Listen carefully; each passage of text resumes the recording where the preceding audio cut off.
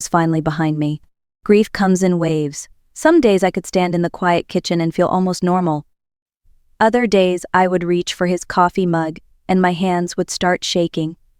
After 42 years of marriage, I was still learning how to live without the man I thought I knew. That Tuesday morning, the sky over Vermont was dull and gray, the kind of sky that made everything feel heavier.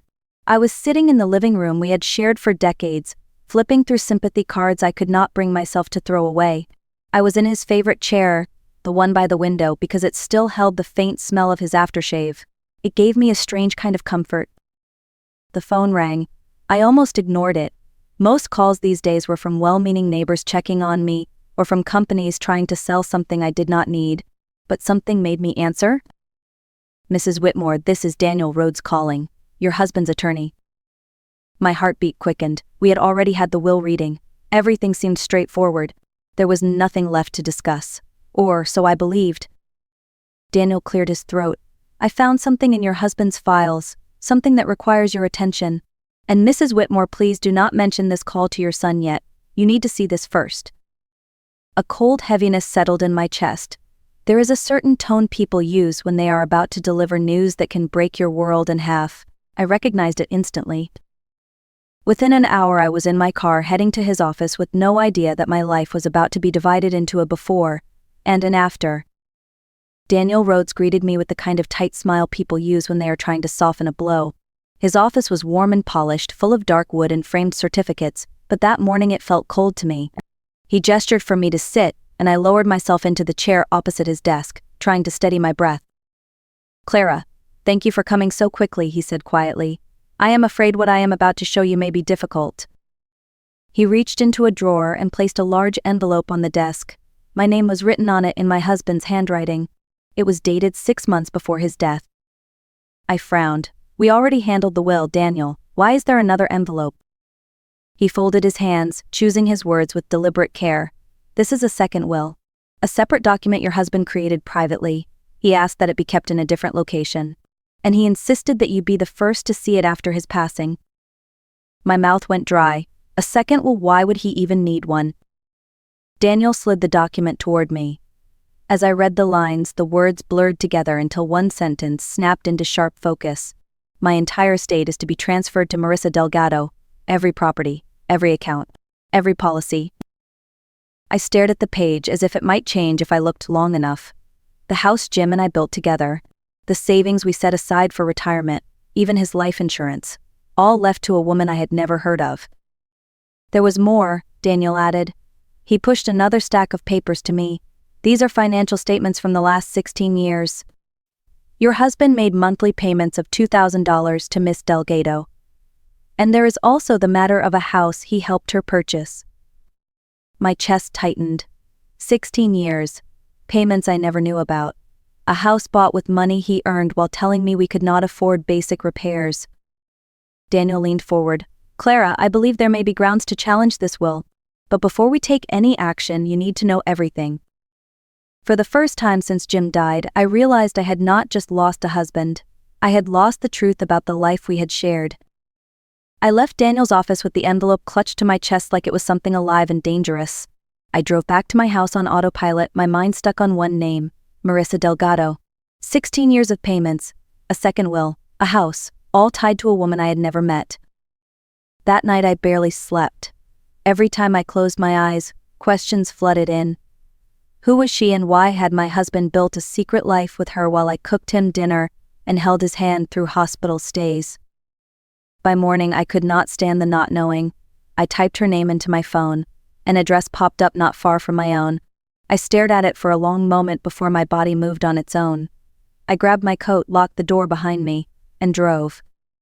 The neighborhood was quiet, lined with tall maples and wide porches. The house at the address was beautiful. A craftsman-style home with a wraparound veranda and flower beds blooming despite the cool air. It was the exact kind of house Jim used to say we could never afford. Seeing it made my throat tighten. I parked a few houses down. I told myself I only needed to look, to see who she was. But then the front door opened. A woman stepped out, about 50, with warm brown skin and dark hair pulled into a loose ponytail. She wore jeans and a simple blouse. She moved with the ease of someone who belonged in a place like that. Then a teenage girl followed her out, 16, maybe 17, laughing about something as she looped her arm around the woman's waist. They looked like a family, a real family, and the girl, she had features so familiar it made me gasp. The same cheekbones as my son at that age, the same smile. My heart slammed against my ribs. I felt the truth long before I accepted it. This was not just a woman my husband supported. She was not a passing mistake or a one-time lapse in judgment. For 16 years he had been raising a second family 20 minutes from our home, a family he had chosen to give everything to.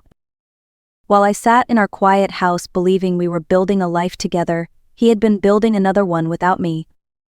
2 days passed before I could gather myself enough to speak to anyone. I barely ate. I barely slept. I kept replaying the scene of that woman and her daughter walking down the front steps, laughing as if they had everything they needed, and my husband had made sure they did. On Saturday morning, my son Logan showed up at my door with boxes in his arms. He pushed inside without waiting to be invited, like he always had. "Mom, we should start clearing out the garage. There are tools and equipment I can sell or maybe use." His voice was casual, too casual. I watched him pour himself coffee from the pot I had just brewed, the same way his father always did. For a moment I saw them both, the man who betrayed me, and the son I raised to be honest.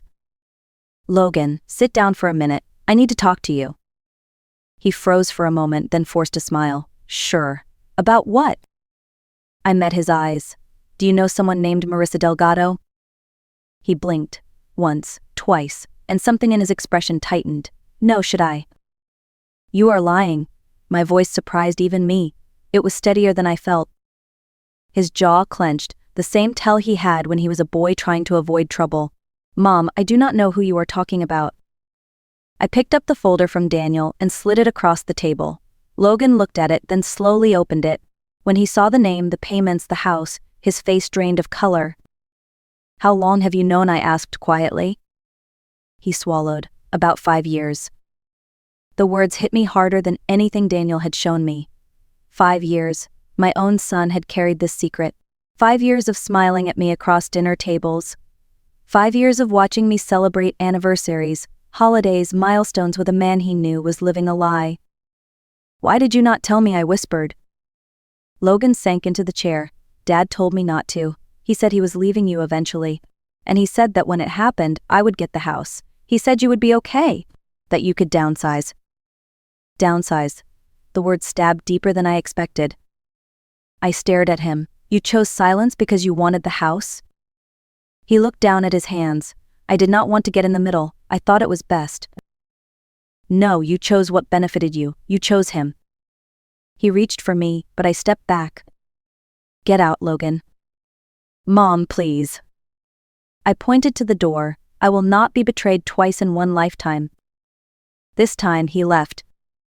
After Logan walked out of my home, a strange silence settled over the house. It was not the silence of grief anymore. It was something sharper, something that made every breath feel heavier. I realized then that I could not move forward until I knew every detail of what Jim had been hiding from me. That night, long after the sun had gone down, I found myself standing outside the door to his home office. I had avoided that room since the funeral. It felt like trespassing. But now I knew the truth. He had carved out a secret life, and that room held the tools he used to do it. I turned on the light. Everything looked exactly as he left it. His polished desk, his neatly arranged folders, his worn leather chair. It all felt staged, like a version of himself he wanted me to see. I began opening drawers one by one. Most held nothing more than old receipts, manuals, and outdated paperwork. But when I reached the bottom drawer of the filing cabinet, something felt wrong. The drawer did not go back as far as it should have. I ran my fingers along the inside until I felt a small metal tab tucked behind the files. When I pulled it, a false panel slid free. Behind it was a narrow compartment, and inside that compartment were 3 thick manila folders and a small lockbox. My hands trembled as I pulled the folders out. The first was labeled MD, Marissa Delgado. Inside were 16 years of bank transfers, mortgage documents, insurance forms, even printouts of gift orders for her daughter. He had kept everything, methodical, organized, secret. The second folder chilled me more. It was labeled El Dudu, a logot more. Inside were emails, years' worth, conversations between my husband and my son discussing his plan to leave me. Lines like "she will manage and we cannot tell her yet." My own son had been part of the planning. But the third folder was the one that finally broke something in me. It was labeled justifications. Inside were pages of my husband's handwriting, journal entries, lists of complaints, moments he had twisted into proof that our marriage was failing, nights I had fallen asleep early, times I had forgotten small dates while juggling work and bills. He had been building a case against me for years.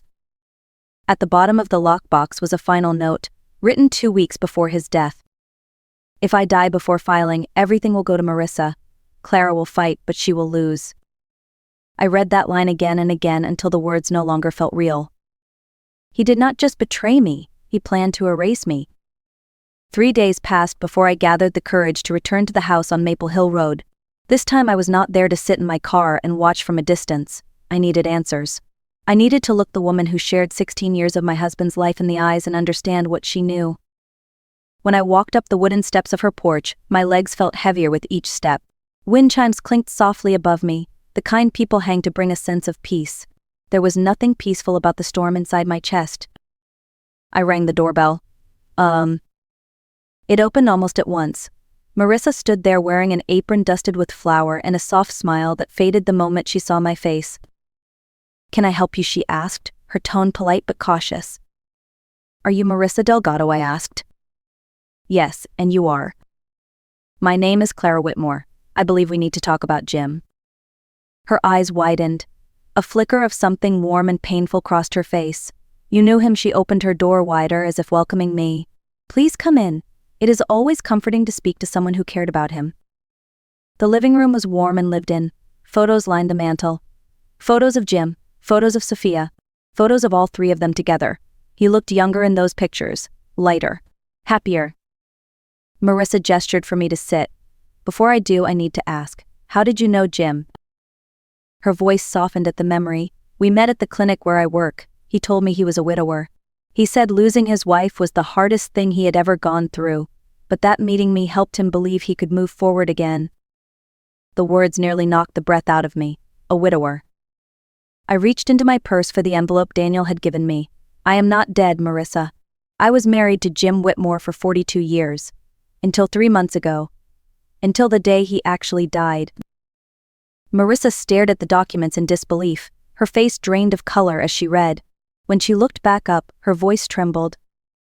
"He told me you were gone. He said you had passed years before we met. He lied about everything." I nodded. "And there is more you need to know, much more."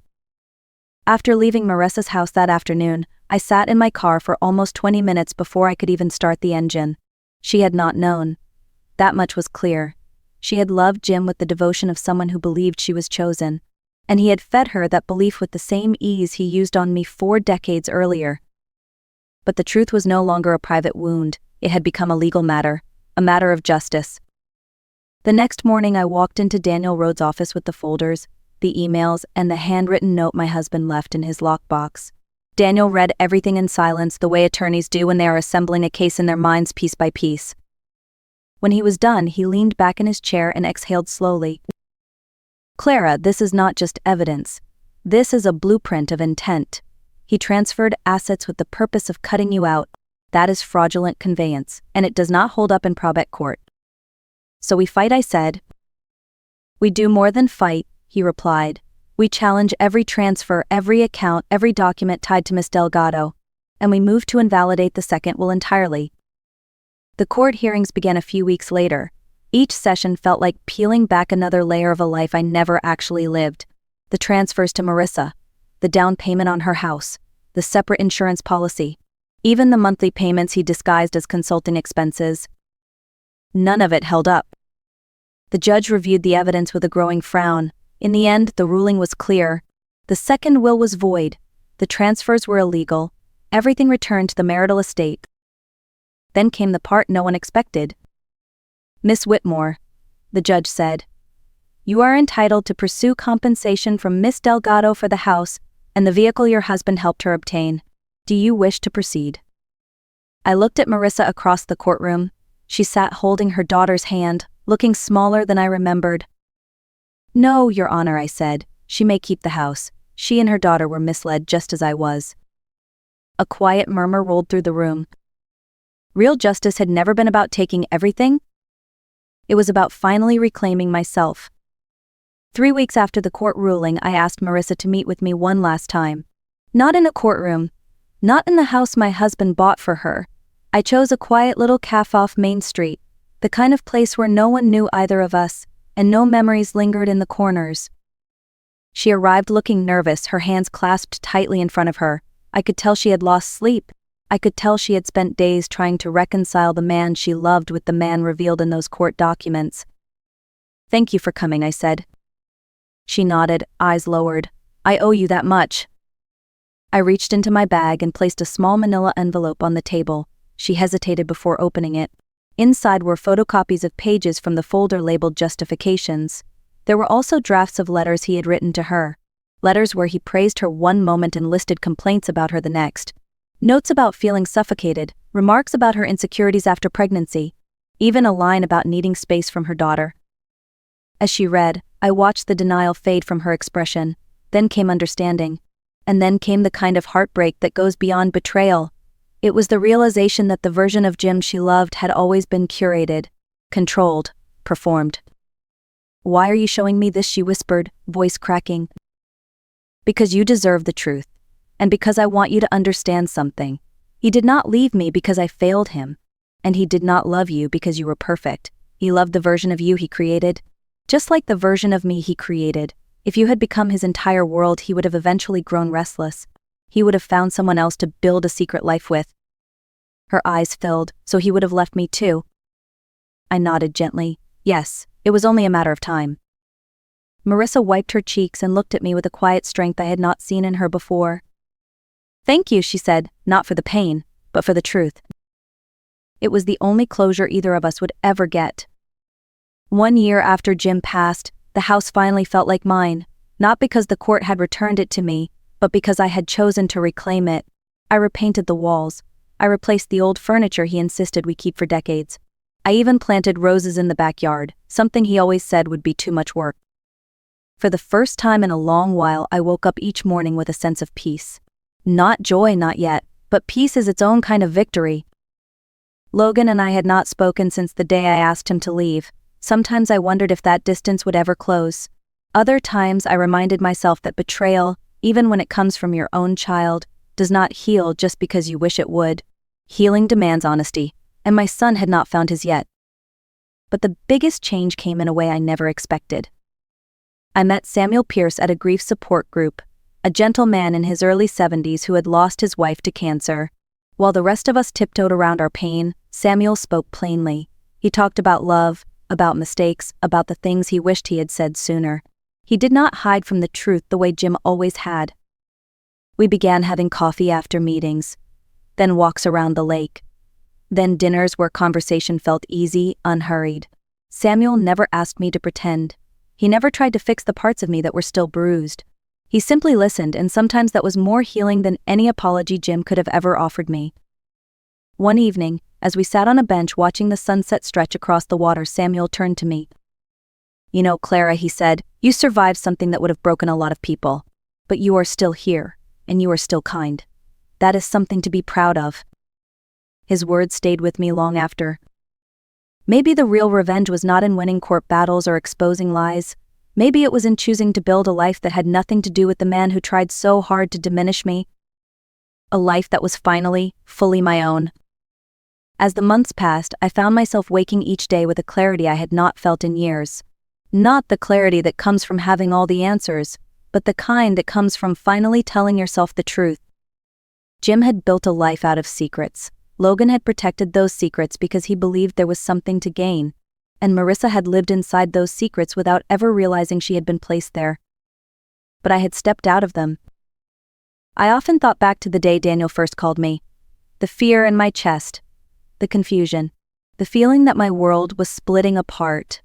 I did not know then that the destruction of that world would become the foundation of a better one. If there is one thing I have learned, it is this: betrayal is not the end of your story. It is the moment you decide what comes next. You can cling to the lies that hurt you, or you can walk toward a life built on honesty, even if that honesty stings at first. I chose honesty. I chose myself. Some nights I still sit on the porch with a cup of tea and watch the sky fade into evening. Sometimes Samuel joins me. Sometimes I sit alone. And on those quiet nights, I feel something I never expected to feel again. Safety. Not because someone else provides it, but because I finally provide it for myself. If my story has reached you in a moment of doubt or pain, I hope you remember this. You deserve the truth, you deserve loyalty, and you deserve a life that reflects your worth. If you have ever faced something similar, share your experience below. And if this story spoke to you, share and subscribe for more stories on the art of revenge.